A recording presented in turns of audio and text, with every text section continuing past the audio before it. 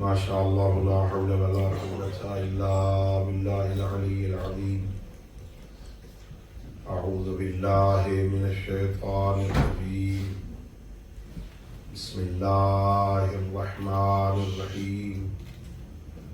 الحمد لله رب العالمين بارئ الخلائق أجمعين، والصلاة والسلام والتحية والإكرام على النبي المؤيد والرسول المسدد المصطفى الأمجد المحمود الأحمد حبيب إله العالمين أبي القاسم محمد اللهم صل على محمد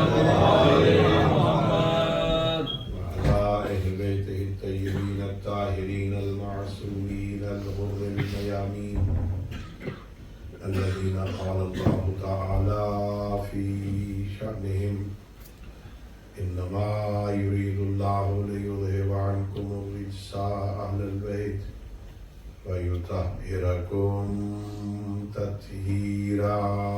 اللهم صل على محمد وآل محمد. ورحمة الله على أحبابهم وأصحابهم وشيعتهم ومواليهم، ولعنة الدائمة الأبدية على أعدائهم أجمعين. أما بعد، فقد قال رسول الله صلى الله عليه وآله وسلم: بسم الله الرحمن الرحيم. ما قام الدين ولا استقام إلا بمال خديجة وسيف علي بن أبي طالب صلى الله عليه وسلم.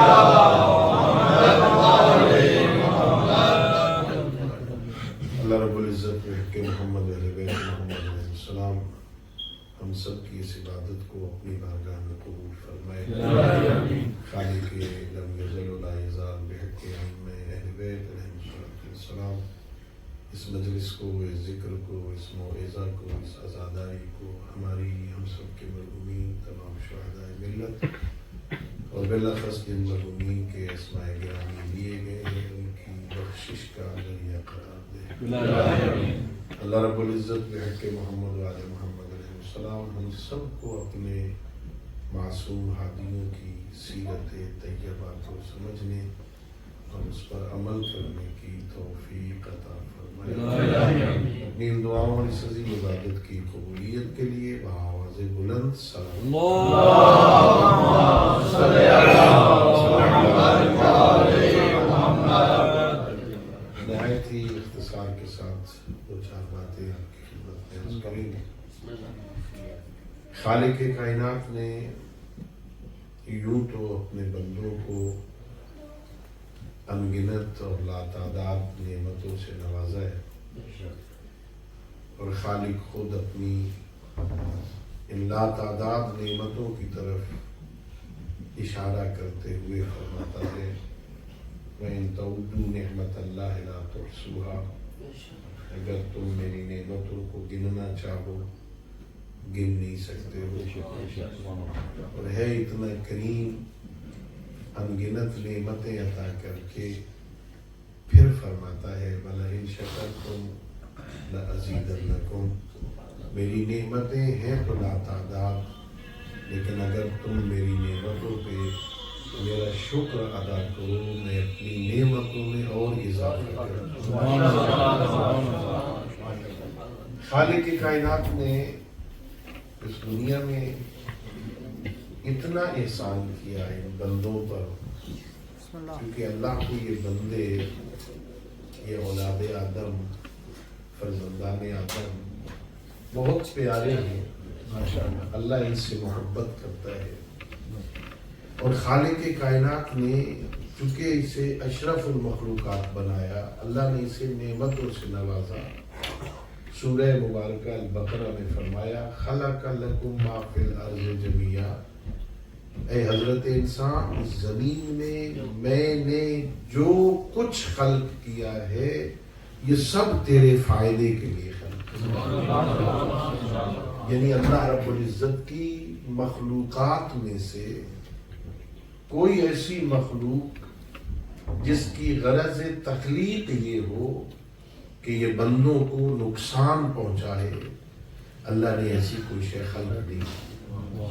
ہر شے فائدے کے لیے ہو سکتا ہے ہم اپنی کم علمی کی وجہ سے بعض چیزوں کی غرض تخلیق سے ناواقف ہوں، لیکن اللہ نے جو خلق کی ہیں اس کو اللہ نے بندوں کے فائدے کے لیے خلق کیا۔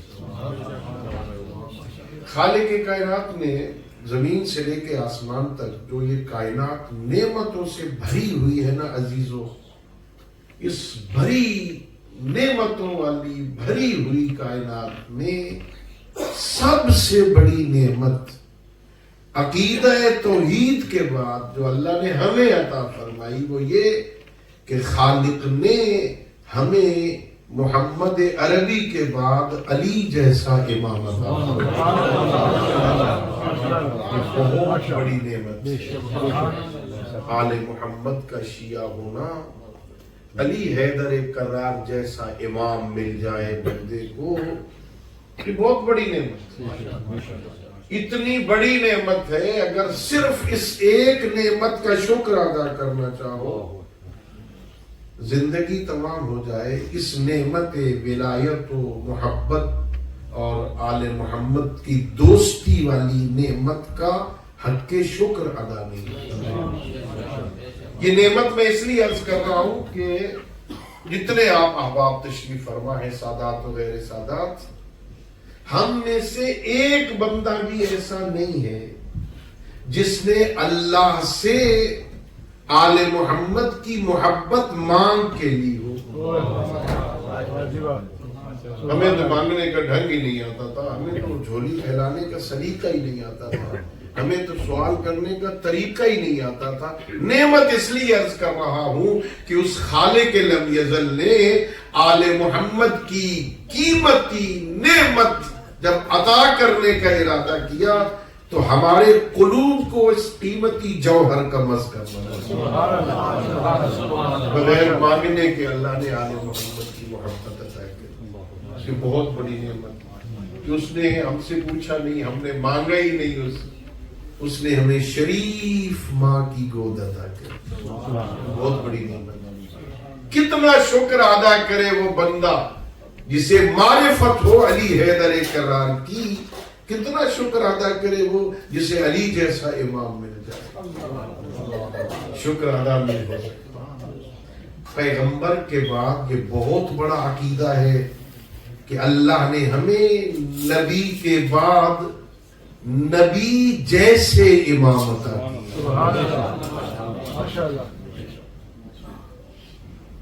اللہ رب العزت نے نبوت اور خصوصیات نبوت، ذرا غور کر لینا عقیدے پر، نبوت اور خصوصیات نبوت۔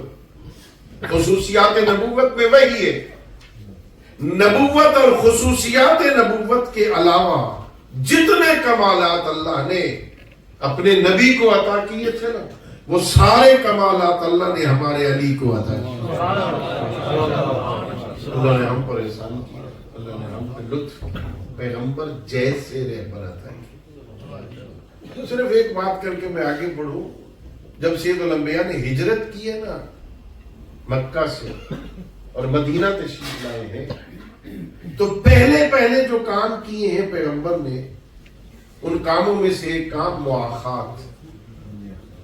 عربی میں مواخات باب مفعلہ ہے، ایک دوسرے کا بھائی بنانا، اسے اس کا بھائی بنائے اور اسے اس کا بھائی بنائے۔ یک طرفہ اخوت نہیں تھی، مواخات تھے، اسے ان کا بھائی بنائے، انہیں ان کا بھائی بنائے، اور یہ 2 دفعہ مواخات قائم ہوئی ہے مدینہ میں۔ پہلے پیغمبر نے ایک انصاری کو ایک انصاری کا بھائی بنایا، جو مدینہ کے انصار تھے، انصاریوں کو ایک دوسرے کا بھائی بنایا۔ جو مکہ سے ہجرت کر کے گئے تھے، ان مہاجرین میں سے ایک مہاجر کو دوسرے مہاجر کا بھائی بنایا۔ پھر دوسری دفعہ جب مواخات قائم ہوئی تو ایک مہاجر کو دوسرے انصار کا بھائی بنا، ایک مکی اور ایک مدنی کو لے کے انہیں ایک دوسرے کا بھائی بنایا۔ دونوں مرتبہ ہر کسی کو ایک دوسرے کا بھائی بنا دیا۔ میں طالب علم ہوں اور دعوت فکر دے رہا ہوں کہ کبھی خود بھی تاریخ پڑھ لیا کرو، خود تاریخ پڑھیے۔ مورخین نے فہرستیں نقل کی، فلاں کو فلاں کا بھائی بنایا، فلاں کو فلاں کا بھائی بنایا، فلاں کو فلاں کا بھائی بنایا۔ ہمارے ملک میں اب ذرا پرابلم ہے، نام نہیں لے سکتے، نام لے تو فوراً FIR درج ہو جاتی۔ ہم خلاصے کے طور پہ میں عرض کیا کرتا ہوں، فہرست پڑھ لینا، جو جس جیسا تھا اسے اس کا بھائی بنایا۔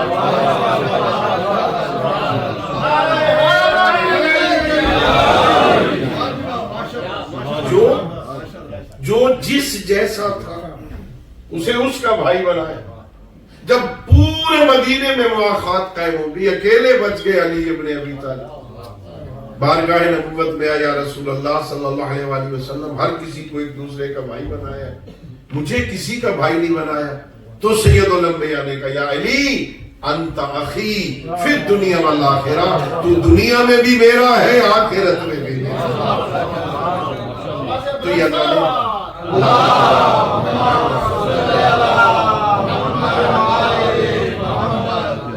یہ بہت بڑا احسان ہے اللہ کا کہ اللہ نے ہمیں عظیم پیشوا عطا فرمایا۔ اللہ رب العزت نے ہمیں معصوم رہبر عطا کیا۔ کون سے؟ معصوم۔ معصوم کون ہوتا ہے؟ جو گناہ نہ کرے، اللہ کی نافرمانی نہ کرے۔ ایک ہوتا ہے عادل، عادل بھی وہ ہوتا ہے جو گناہ کبیرہ نہ کرے، گناہ صغیرہ پہ اصرار نہ کرے۔ میری بات سمجھ آ رہی ہے؟ گناہ کبیرہ تو کرے ہی نہیں، گناہ صغیرہ پہ اصرار نہ کرے، وہ ہوتا ہے عادل۔ یہ مکتب آل محمد کی طہارت اور پاکیزگی کی دلیل ہے کہ ہم نماز بھی غیر عادل کے پیچھے نہیں پڑھتے، جو عادل ہو اس کے پیچھے پڑھتے۔ یہ مکتب آل محمد کی عظمت۔ اب سارے اہل عبادت ہیں انشاءاللہ، سارے نماز پڑھتے ہیں۔ یہ نماز پہ کتنی دیر لگتی ہے؟ ابھی مغرب پڑھیں گے 3 رکعت، 3 رکعت نماز پہ کتنی دیر لگتی؟ ہاں ذرا پچھلے بھی بول دو۔ 3 منٹ، 4 منٹ۔ کوئی بوڑھا ہو پڑھانے والا ذرا آہستہ پڑھائے تو ذرا 5 منٹ لگا لے۔ توجہ چاہوں گا میں، عقیدہ اور عظمت سمجھنا اللہ نے احسان کتنا کیا ہے۔ یہ جس کے پیچھے 5 منٹ چلنا ہونا،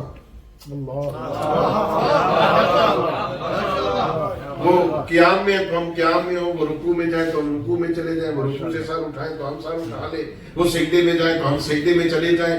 5 منٹ جس کے پیچھے چلنا ہونا، اس کے لیے عادل ہونا شرط ہے، اور جنت تک جس کے پیچھے جانا ہونا اس کے لیے معصوم ہونا شرط ہے۔ اللہ نے ہم پر احسان، اللہ نے ہم پر احسان کیا۔ سننا، عادل ہونا اور بات ہے، معصوم ہونا۔ یہ عدالت کیا ہے؟ عدالت ملکۃ یقتدر بہا علی ترک المعاصی۔ یہ عدالت جو ہوتی ہے نا، یہ ملکہ ہوتا ہے جو پریکٹس سے حاصل ہوتا ہے، محنت کرتے ہیں۔ ہمارے مدارس میں طالب علم آتے ہیں، ہم 4-5 سال ان پر محنت کرتے، ایک ایک سبق پڑھاتے۔ بیٹا جھوٹ نہیں بولنا، یہ گناہ کبیرہ ہے، بیٹا غیبت نہیں کرنی، یہ نہیں، جھوٹ نہیں بولنا، چوری نہیں کرنی، شرک نہیں کرنا، کفر نہیں کرنا، فلاں گناہ نہیں کرنا، گالی نہیں دینا، زبان کو پاک رکھنا ہے۔ 5-6 سال محنت کر کے وہ بچہ آہستہ آہستہ برائیوں کو چھوڑتا ہے تو مسند عدالت پہ آتا ہے، وہ اس قابل ہوتا ہے کہ آپ کے آگے کھڑے ہو کے نماز پڑھا سکے۔ محنت کر کے وہ اس ملکہ کو حاصل کرتا ہے۔ لیکن اس وقت لطف خفی من اللہ تعالی. یہ اسم اللہ کا ایک مخفی لطف ہوتا ہے جو اللہ اپنے خاص بندوں کو عطا کرتا ہے. بھائی یوں سمجھاؤں کہ بندہ محنت کر کے عادل بن سکتا ہے, محنت کر کے معصوم نہیں بن سکتا ہے. محنت کر کے بندہ عادل ہو سکتا ہے لیکن محنت کر کے بندہ معصوم نہیں ہو سکتا. دیکھیے مثلا اس وقت یہ مانچسٹر اور اس کے اطراف میں تقریباً آپ کی کتنی مساجد ہوگی؟ مانچسٹر اور اس کے اطراف میں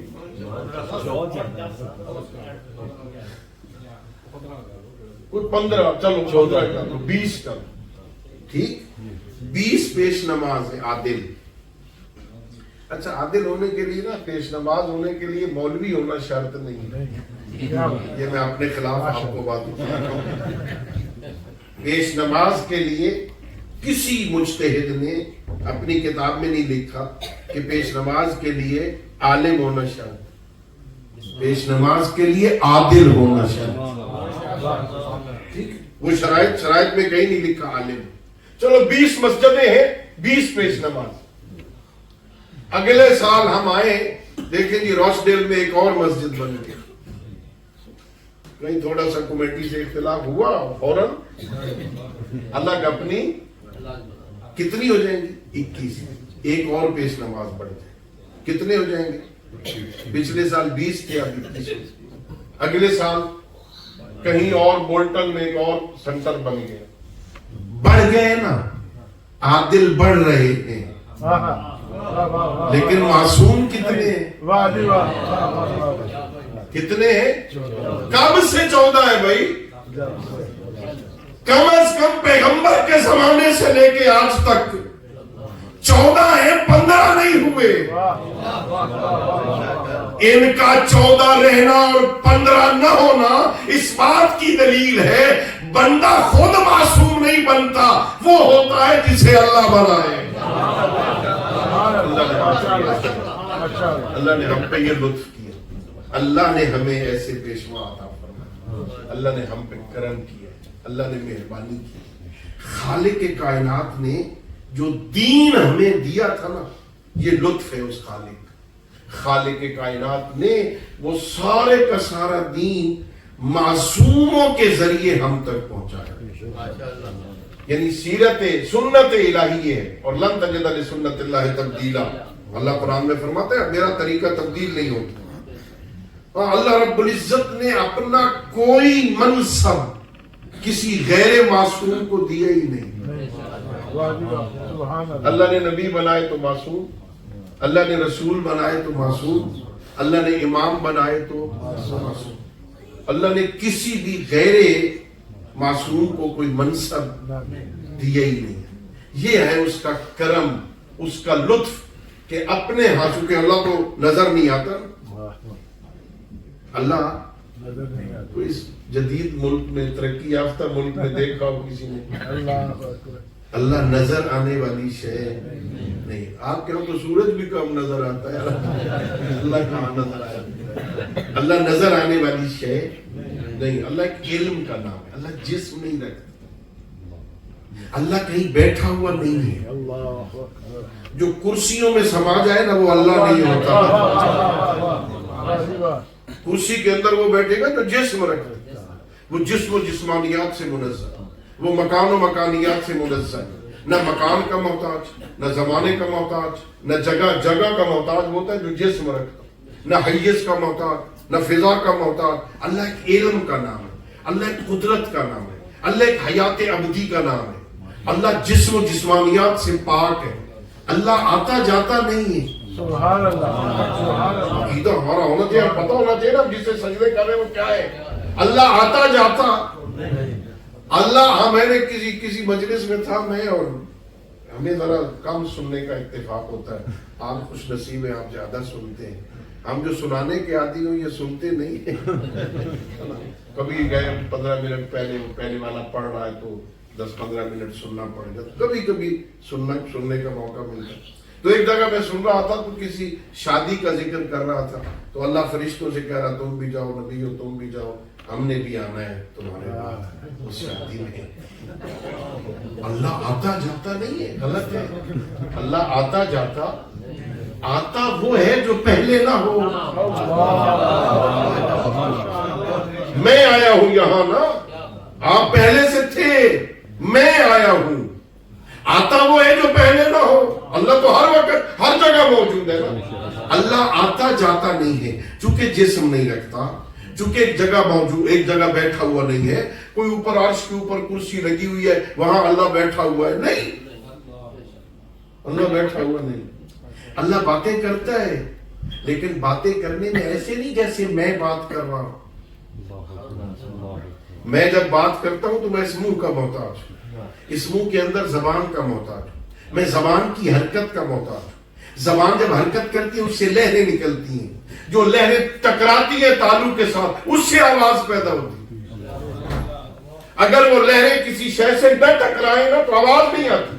یہ میں آپ یہاں ہاتھ ہلا رہا ہوں، آواز نہیں آ رہی، لیکن یہ جب کسی شے سے ٹکرائے گی تو میں اس زبان کی حرکت کے سے جو لہریں نکلیں گی انہیں تالو کی ضرورت ہے، اس سے ٹکرائے گی تو آواز پیدا ہوگی۔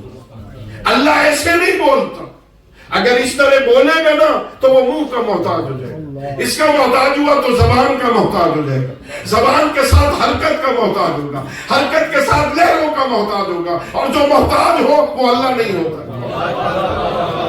اللہ سمجھ ہے، اللہ سمجھ، وہ تو بے نیاز ہے، وہ کسی کا بھی محتاج نہیں ہے، وہ بے نیاز ہے۔ اچھا اللہ بولتا ہے تو پھر کیا مطلب ہے؟ ہاں، کلم اللہ موسیٰ تکلیما، اللہ نے موسیٰ سے باتیں کی، شب معراج پیغمبر سے باتیں کی، بے اللہ باتیں بھی کرتا ہے۔ صفات ثبوتیہ میں ہم نے بچوں کو پڑھایا کہ ایک صفت اللہ کی کیا ہے کہ وہ متکلم ہے، اللہ کلام کرتا ہے، اللہ بات کرتا ہے۔ تو کیسے بات کرتا ہے اللہ بھائی؟ اس طرح تو بات نہیں کرتا۔ اللہ کے متکلم ہونے کا معنی یہ ہوتا ہے اللہ جس شے سے چاہے کلام پیدا کر دے۔ اللہ رب العزت کوہ طور پہ اللہ نہیں آیا ہوا تھا، اللہ نے درخت سے آواز پیدا کر دی، وہ قادر مطلق اللہ، اس سے متکلم ہونے کا معنی یہ۔ اب دیکھیے اللہ بولتا بھی نہیں اس طرح جیسے میں بول رہا ہوں، اللہ آتا جاتا بھی نہیں ہے، اللہ رب العزت کہیں بیٹھا ہوا بھی نہیں ہے، اس نے ہمارے لیے ایک نظام زندگی بھی بنایا ہے، ہم لوگوں میں انسانوں کے لیے جس پہ ہم نے چلنا ہے اور اپنی آخرت سنوارنی ہے، یہ اس نے احسان کیا۔ خود چونکہ جسم نہیں رکھتا، خود لطیف باز ہے، خود بندوں سے ڈائریکٹ بات نہیں کرتا، وہ اپنا دین بندوں تک پہنچانے کے لیے معصوم ہستیوں کا انتخاب اس نے نبی بھی معصوم بنا دیے، اس نے رسول بھی معصوم بنا دیے، اور پھر دو نظام بنائے اللہ، ایک نظام تبلیغ دین، ایک نظام حفاظت دین، دو نظام بنائے اللہ، ایک تبلیغ دین کا نظام، ایک حفاظت دین کا نظام۔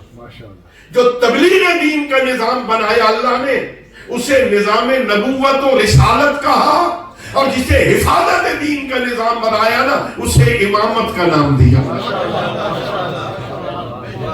نبی کا کام پہنچانا ہے، یا ایھا الرسول بلغ وما علینا الا البلاغ، نبیوں کا کام پہنچانا ہے۔ وما انت علیہم بمسیطر، میرا حبیب کو نہیں مانتا تیری بات چھوڑ، تیرا کام ان سے منوانا تھوڑی ہے، تیرا کام تو پہنچانا ہے، پہنچانا ان کا کام، بچانا امام کا کام۔ اللہ رب العزت کو اپنا دین پیارا تھا، پہنچانے کے لیے، دین کو پہنچانے کے لیے نبی کو جس جس چیز کی ضرورت تھی نا اللہ نے وہ بھی عطا کی۔ اس دین کے پہنچانے کے لیے اس زمانے میں سب سے پہلے دولت کی ضرورت تھی، غریب لوگ مسلمان ہو رہے تھے، غلام مسلمان ہو رہے تھے، مکہ کا پسا ہوا طبقہ جس پر ابو جہل، ابو لہب، ابو سفیان اور اس قسم کے بڑے بڑے ابو جن پر تسلط تھا ان کا، انہیں ان کے تسلط سے نکال کے کلمہ پڑھوانا تھا نا، تو ان کی روٹی کا بندوبست بھی کرنا تھا۔ اس کے لیے اللہ نے جناب خدیجہ کا انتخاب کیا۔ یا رسول اللہ، میرے رسول گھبرانا نہیں ہے، ہم نے بندوبست کر دیے تھے۔ کتنا بندوبست کیا، خود پیغمبر نے کہا ما قام الدین ولا استقام الا بمال خدیجہ وسیف علی۔ یہ دین قائم نہیں ہوا، یہ دین محکم نہیں ہوا، یہ دین اگر محکم ہوا ہے نا تو ایک مال خدیجہ سے، ایک علی کی تلوار سے۔ ایمان یک زبان آرائے حیدری۔ جناب خدیجہ الکبریٰ سلام اللہ علیہا بڑی عظمت والی بی بی تھی۔ ہم نے ان کا یہ ایک پہلو سنا، بڑی مالدار خاتون تھی، بڑی مالدار خاتون ہونے کے ساتھ ساتھ ان کی عظمت یہ ہے، سید الانبیاء سے شادی کرنے سے پہلے، پیغمبر کے حلقہ ازدواج میں آنے سے پہلے، اس مکہ شہر میں جہاں بتوں کی پوجا ہوتی تھی نا، پیغمبر سے شادی کرنے سے پہلے مکہ شہر میں بی بی خدیجہ طاہرہ کے لقب سے پہچانی جاتی ہے۔ طاہرہ، پاک بی بی، یعنی مکہ کی سرزمین میں پیغمبر سے شادی کرنے کے بعد لقب ملے تو اور بات ہے، پیغمبر سے شادی کرنے سے پہلے مکہ شہر میں آپ کو طاہرہ کہا جاتا، پاک بی بی تھی۔ میں نے پڑھا بی بی پیغمبر سے ازدواج کرنے سے پہلے باقاعدہ ایک ایسے عالم کا انتخاب کیا ہوا تھا جو بی بی کے سامنے آ کے آسمانی کتابوں کی تلاوت کیا کرتا، توریت سناتا تھا، انجیل سناتا تھا۔ اور میں نے ایک جگہ پہ پڑھا، ایک عالم دین نے لکھا کہ وہ توریت کا عالم آپ کو توریت سنا رہا تھا، اوپر والی منزل دوسرے طبقے پر، فرسٹ فلور پر بی بی کو توریت سنا رہا، اور ساتھ جھک جھک کے گلی میں بھی دیکھ رہا، توریت بھی پڑھتا تھا، گلی میں بھی دیکھتا۔ بی بی نے پوچھا گلی میں کیا دیکھ رہے ہو؟ کہ ایک شخص گزر رہا ہے، اگر مجھے اجازت دو تھوڑی دیر کے لیے میں ذرا انہیں دیکھ کے آ جاؤں واپس۔ بی بی نے کہا جاؤ دیکھ کے۔ وہ توریت کا عالم تیزی سے نیچے اترا، گلی میں آیا، مکہ کی گلی میں جاتے ہوئے شخص کو روکا، سر سے لے کے پیروں تک، چونکہ توریت میں نشانیاں پڑ چکا تھا، انجیل میں نشانیاں پڑ چکا تھا۔ اللہ کہہ رہا ہے قرآن مجید میں، ہم نے اپنے حبیب کی نشانیاں توریت میں بھی بیان کی، انجیل میں بھی بیان کی۔ یہ توریت کا بھی عالم تھا، یہ انجیل کا بھی عالم تھا، نشانیاں وہاں پڑی تھی۔ یہاں اس ہستی کو دیکھا، سر سے لے کے پیروں تک، 2-3 دفعہ دیکھتا ہے تو سید الانبیاء فرماتے ہیں جس محمد کی تلاش میں تو اترا ہے نا، میں وہی ہوں، میں وہی ہوں۔ اچھا کہتا اگر آپ وہی ہیں تو ایک نشانی مجھے دکھا دیں جو مجھے نظر نہیں آ رہی نا، ایک نشانی مجھے دکھا دیں، ذرا شانے سے کپڑا ہٹائے، دونوں شانوں کے درمیان لگی ہوئی میں مہر دیکھنا چاہتا ہوں۔ اس نے مہر نبوت کو دیکھا، واپس چلا گیا۔ اوپر گیا نا تو پوچھا بی بی نے کیا دیکھنے گئے تھے نیچے؟ تو اس نے کہا ذرا آپ دیکھیں اس شخص کو جانتے ہیں آپ، یہ کون ہے؟ کہا ہاں یہ بنی ہاشم کا شخص ہے، جوان ہے، عبداللہ کا بیٹا ہے، محمد اس کا نام ہے، ابو طالب نے پالا ہے اس کو، جانتے ہیں، ہم جانتے ہیں۔ اس انجیل کے عالم نے کہا خدیجہ اسے صرف عبداللہ کا بیٹا نہ سمجھو، اسے صرف محمد نہ سمجھو، اسے ہاشمی جوان نہ سمجھو، میں تجھے بتا رہا ہوں یہ اس امت کا آخری نبی بن کے آنے والا ہے۔ یہ پہلا تعارف تھا اس اعتبار سے جناب خدیجہ کے، یہاں سے محبت پیدا ہوگی دل کہ انجیل کا عالم، توریت کا عالم بتا رہا ہے یہ نبی بننے والا۔ پھر وہ بھیجا قافلے کو، سامان دیکھ، اپنا غلام ساتھ بھیجا، تیرا کام صرف یہ ہے کہ ان پہ نظر رکھنی، مجھے واپسی پہ آ کے عبداللہ کے لال کی رپورٹ دینی، کیسا کردار ہے اس کا۔ واپس قافلہ آیا تو غلام نے خبر دینے شروع کی، بڑا بہترین مال تھا، بڑی بہترین منڈی تھی، اس دفعہ بڑا منافع ہوا۔ خدیجہ کہتی ہے اس منافع کو چھوڑ، مجھے بتا محمد کیسا ہے۔ اس نے بتایا خدیجہ بہت با کردار، بہت نفیس، کبھی جھوٹ نہیں بولا، پورے راستے میں کہیں جھوٹ نہیں بولا۔ ایک سامان، تھوڑا سا سامان تجارت والا خراب ہو گیا، یہ ایک طرف تھے، باقیوں نے اس کو بیچ دیا تھا۔ یہ واپس آئے تو بتایا سامان کہاں ہے، کہ بیچ دیا۔ کس کو بیچا ہے؟ فلاں بندے لے گئے، وہ تو مال کچھ خراب تھا۔ کہ انہوں نے کہا بیچنے والا، ہم نے پوری قیمت پہ بیچ دیا ہے۔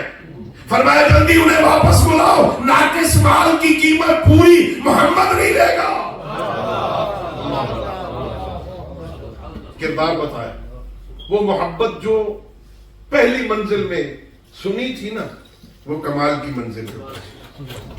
اس کے سننے کے بعد پیغام بھیجا، ابو طالب ہم آپ کے بیٹے سے شادی کرنا چاہتے ہیں۔ بھائی خدا کی قسم، یہ اللہ کی اپنی مصلحت ہے عزیزو۔ بڑی مالدار خاتون تھی، ملیکۃ العرب لقب ہے۔ مکہ کے لوگ آپ کے مقروض ہیں۔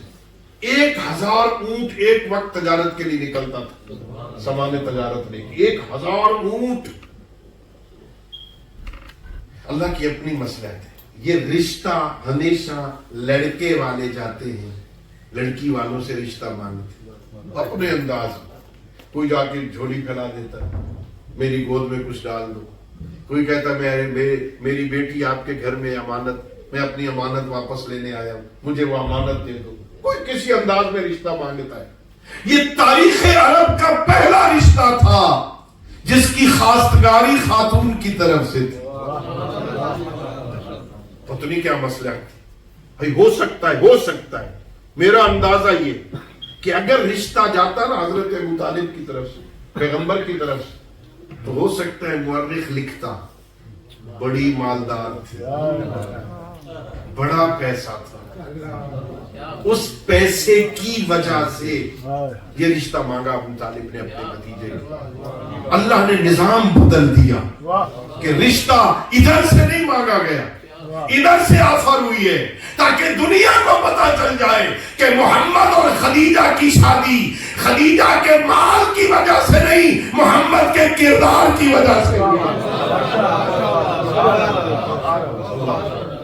اللہ نے عظمت عطا کی، پھر اس بیوی کو بڑی عزت عطا کی۔ اس بیوی کو اللہ نے یہ مقام عطا کیا، وہ سارا مال، وہ درہم و دینار کا نا اتنا ڈھیر لگتا تھا جب پہلا قافلہ آتا نا واپس، درہم چاندی کے ہوتے تھے، دینار سونے کا ہوتا، اتنا ڈھیر لگتا۔ حضرت ابو بکر راوی ہے، اتنا سونے کا ڈھیر لگتا تھا کہ اس کے سائے میں اونٹ بیٹھتا تھا۔ سونا اتنا بڑا ہوا ہے، وہ سارا سونا کہاں گیا؟ دین کی تبلیغ پہ خرچ ہوا سارا مال۔ پھر اس حد تک نوبت آئی گھروں میں فاقے، وہ سونا، وہ چاندی، وہ درہم، وہ دینار خرچ ہوا۔ اللہ نے خدیجۃ الکبریٰ سلام اللہ علیہا کو کیا مقام عطا فرمایا؟ دو باتیں سننا اور وقت تمام ہو رہا ہے، مجھے اجازت دے دیں گے آپ۔ حضرت امام جعفر صادق علیہ الصلوۃ والسلام،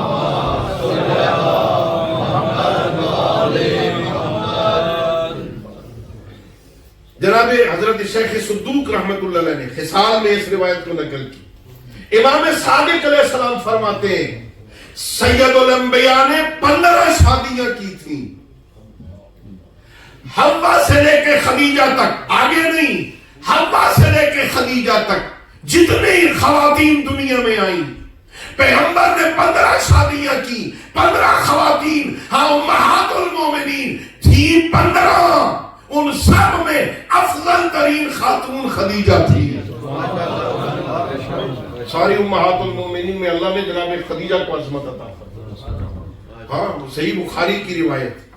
اچھا پیغمبر کو چونکہ بڑی محبت تھی جناب خدیجہ کے ساتھ، آپ کی رحلت کے بعد بھی نا جب گھر میں کوئی اچھی چیز پکتی تھی، کبھی گوشت پکا، کوئی اور چیز بنی نا، تو پیغمبر تھوڑا تھوڑا سالن جناب خدیجہ کی سہیلیوں کو دیا کرتے، ان کی یاد میں بیٹھے ہوتے ایسے تو جناب خدیجہ کا ذکر چھیڑ دیں۔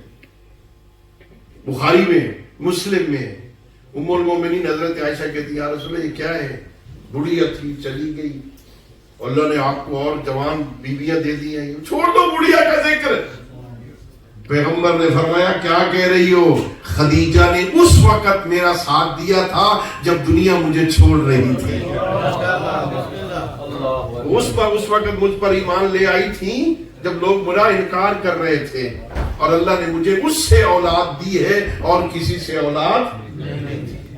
اللہ نے ایک عظمت یہ عطا فرمائی، اور اللہ نے دوسری عظمت یہ عطا فرمائی کہ اللہ نے نبی تو سید الانبیاء کو بنایا، اللہ رب العزت نے سید الانبیاء سید المرسلین حضرت آمنہ کے لال کو بنا دیا، اور پھر باب نبوت بند ہوا نا تو اللہ نے امامت نسل خدیجہ میں رکھ دی تھی۔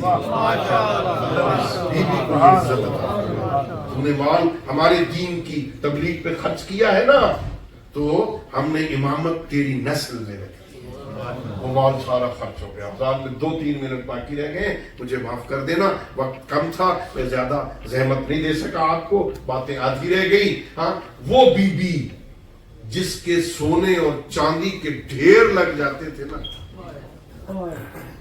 جب آخری وقت آیا قریب، اس دنیا سے جانے کا وقت آتا ہے نا،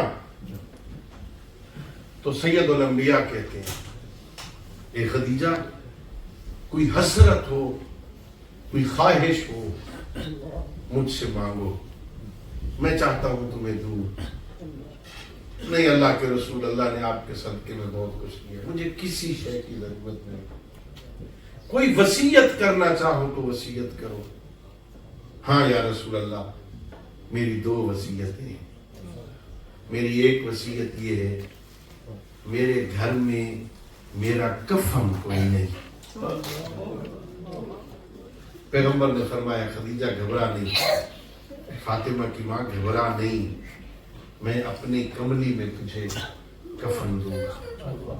اللہ اکبر۔ دوسری وصیت کیا ہے کہ یا رسول اللہ میری دوسری وصیت یہ ہے میری چھوٹی بیٹی ہے فاطمہ، یا رسول اللہ فاطمہ چھوٹی رہ گئی، میرے بعد یہ رونے نہ پائے۔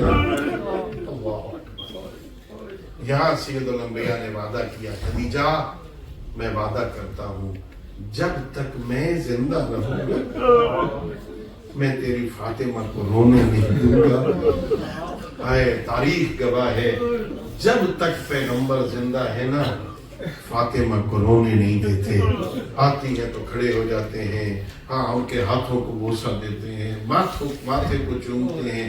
اللہ جانے ابھی پیغمبر کے کفن کا رنگ بھی نہیں بدلا تھا، ابھی قبر کی مٹی کا رنگ بھی نہیں بدلا تھا، وہی فاطمہ تھی، وہی دروازہ تھا جہاں پیغمبر کھڑے ہو کے آیت تطہیر پڑھا کرتے تھے، اسی دروازے پہ مسلمان آگ اور لکڑیاں لے کے آ گئے، اونچی آواز میں بول بول کے کہتے ہیں فاطمہ علی کو باہر نکالو ورنہ ہم اس گھر کو آگ لگا دیں گے. اور منتیں کر رہی تھی فاطمہ میں تمہارے نبی کی بیٹی ہوں اور میں تمہارے نبی کی بیٹی ہوں. یہاں تو حسنین رہتے ہیں. منتیں کرتی رہی زہرا. کسی نے دروازے کو آگ لگا دی, دھکا دیا, پیچھے سے پتھروں کی دیوار, ادھر سے جلتا ہوا دروازہ, درمیان میں محمد کی بیٹی. واہ محمدہ واہ ابتھا, اے بابا تیری زہرا غریب ہو گئی. اللہ لعنت اللہ علی القوم الظالمین وسيعلم الذين ظلموا أي منقلب